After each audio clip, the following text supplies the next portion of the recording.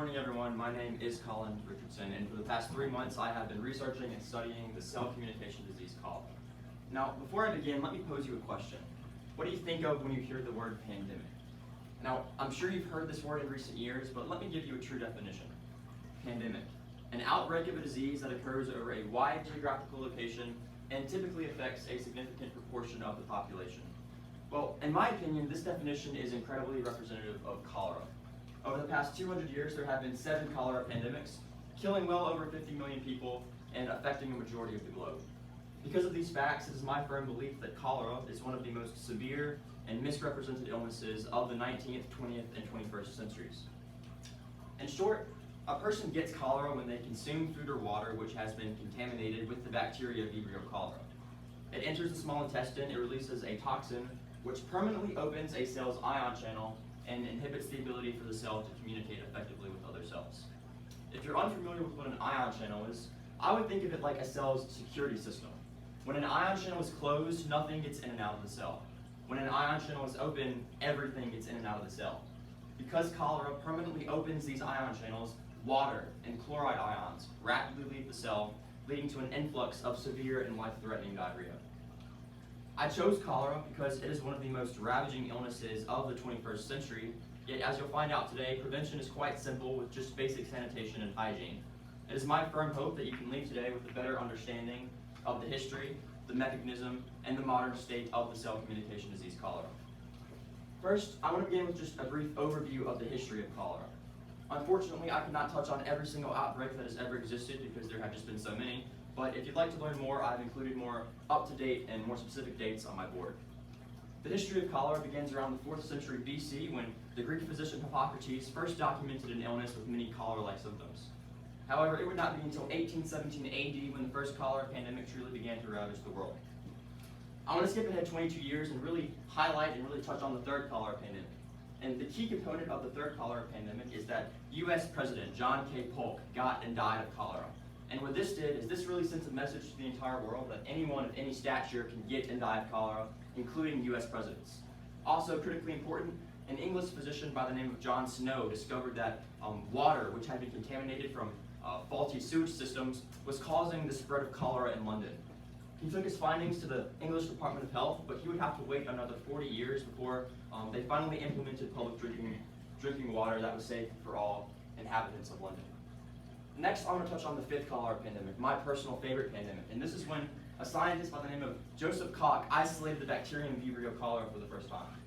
Because of his isolation of the bacteria, he coined a term known as germ theory, which basically stated that microscopic germs are to blame for the spread of cholera, and not just dirty, musky air that some scientists had suggested earlier. Also, critically important, during the 5th cholera pandemic, a scientist by the name of Halfkind created the first cholera vaccine. He has been dubbed by some to be the savior of humanity, according to one paper that I read. His creation significantly reduced the transmission levels of cholera and the mortality rate of cholera, which helped curb the spread and ended the 5th cholera pandemic. Lastly, I want to touch on the modern cholera pandemic, the 7th cholera pandemic, which began in 1961 and is currently ongoing as we speak. It is characterized by the rapid spread and high mortality rate of cholera in third world, underdeveloped, and poverty-stricken countries. However, according to one paper that I read by the WHO, or the World Health Organization, there is a plan in place to reduce the amount of cholera fatalities by 90% by the year 2030, which is only a couple years away. I hope these dates have given you just a brief overview of how prolonged and how severe cholera has been for the past 200 years. But I think to truly understand why cholera is so transmissible and what makes it so deadly, you truly need to understand the ins and outs of cholera's deadly mechanism, which is exactly what I want to do for you right now.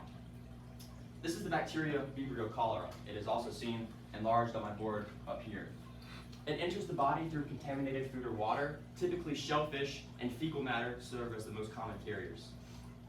It enters the body, and when it gets into the small intestine, it releases a cholera toxin. Interestingly enough, small children and the elderly are more susceptible to cholera because they do not have the necessary stomach acidity to kill off billions and billions of these particles of bacteria.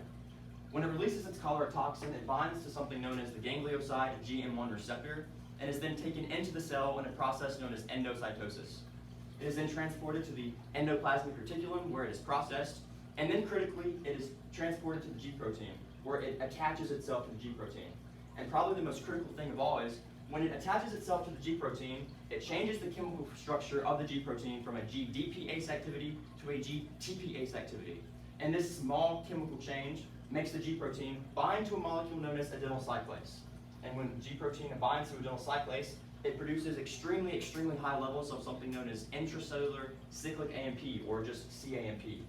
The next step is that high levels of cyclic AMP turn inactive protein kinase A to active protein kinase A.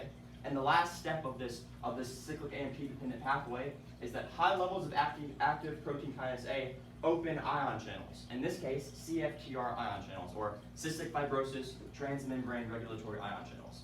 And if you can remember what I said earlier, when these ion channels are open, water and chloride ions rapidly leave the cell, leading to an influx of severe and life-threatening diarrhea, up to 5 gallons of what is known as rice-watery diarrhea.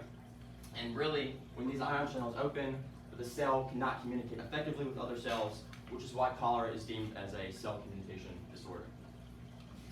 Lastly, finally, I want to touch on the modern state of cholera, which, just to put it bluntly, the modern state of cholera is not good.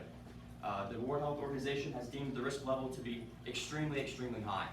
As of February 2023, at least 13 countries have reported acute upsurges in cholera cases with a fatality rate of 1.9%, which I know it doesn't sound too high, but it is far higher than the acceptable average of less than 1%. Some scientists speculate that the reason for this increase in cholera cases is because of increasing sea temperatures and increasing sea levels, which serve as breeding grounds for the bacteria Vibrio cholera. As far as vaccines go, it's actually quite interesting.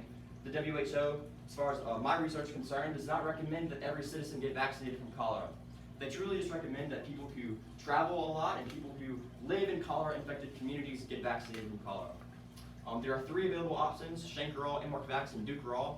And as far as my research pertains, they are all extremely effective and all 3 promote herd immunity. One article that I read by the NIH said that if you vaccinate just 50% of a community from cholera, transmission levels decrease by 93%, which is just astounding. And also critically important, all 3 are cost efficient, which is critical when you keep in mind that the communities that need these vaccines the most do not have the monetary resources to provide extremely expensive vaccines for their communities. So it is very important that they remain cost efficient. I want to leave you with just one final thought, and it's a story that I read that I found extremely interesting. And it kind of has a moral of pandemics have silver linings. In 1991, Mexico was so concerned over a potential cholera outbreak that they implemented multiple public health measures that not only benefited their country in the short term, but also the long term as well. And it goes to show that when countries care about their citizens and are not scared to take measures, they often benefit in the long run. Because Mexico was so concerned over their health, they established a public health agency, which is actually still in operation as we speak. They dug wells and gave citizens public drinking water. They kept their incidence rates to below 18 cases per 100,000. And interestingly, as of 2001, Mexico has reported a total of 0 cholera cases, which is just astounding. These are the steps that Mexico took in the short term, but in the long term, they are one of the most sanitary countries when you look at that region of the world, particularly the southern borders, not in comparison to the United States, but southern borders of Mexico. They are one of the most sanitary countries because of these steps that they took. And also critically important, because Mexico took these steps, their economy did not suffer at all. They gained money when cholera hit, they did not lose money, which is very abnormal when it comes to these particular countries. And I think the moral of the story shows that when countries care about their citizens and are not scared to take necessary actions, oftentimes their countries benefit in the long term, just like they do in the short term. That is all I have for you today, guys. These are my citations. That's it. Thank you.